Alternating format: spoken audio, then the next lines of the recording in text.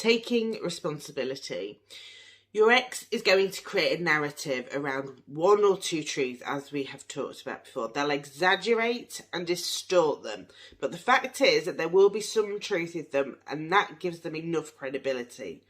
You've got to be prepared for this by acknowledging your behaviour and then amending accordingly.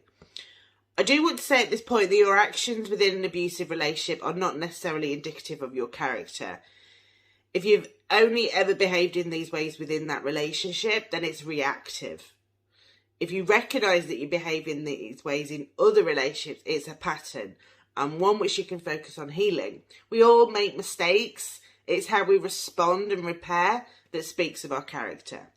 So using the framework of the drama triangle, I want you to record all the times that you have been the persecutor or abuser and who the other parties were in those situations. Provide as much detail as possible, what happened before, during and after each particular occasion.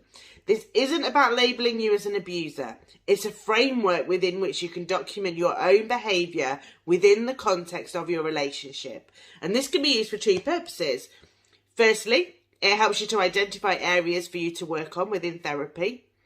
And second, it will prepare you for the allegations which are going to come your way. So I'm going to give you an example from my own behaviour. So in the relationship, at times I would try and be quite controlling. Because I felt I had no control over anything else in my life, I would try and control certain things. And some of that would be quite manipulative in some ways. That is not who I am. It's just, it was an insecurity within that relationship because I didn't trust it and I didn't trust myself. So that was me playing that role of the abuser because I was trying to control it.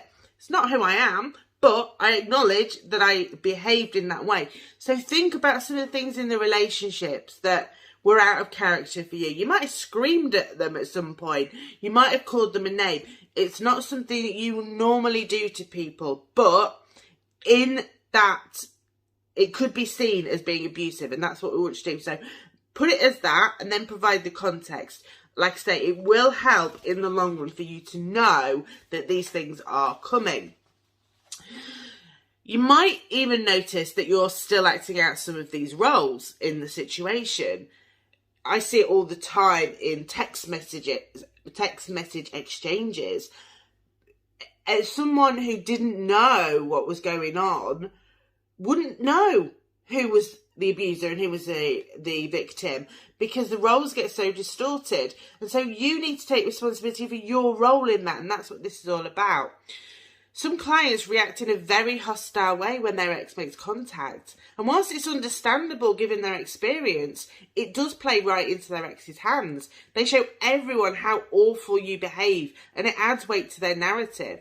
So for example, one client was told that they could collect their children from school rather than the usual drop-off point. My client showed up and no one was there.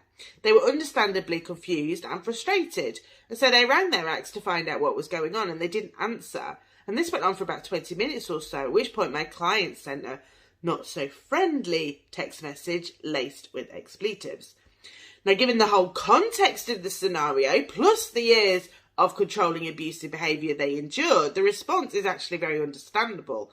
However, against the backdrop of a false narrative claiming that my client was the abusive one, it didn't look good. And in this framework, my client was actually being the abusive one in that moment. What it looked like, obviously we know there was stuff going on behind the scenes.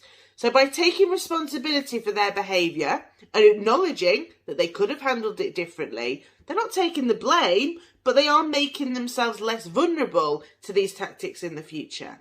These mistakes can also be talked through with your representation or used as part of your preparation process so that you can be ready for the allegations before they're made.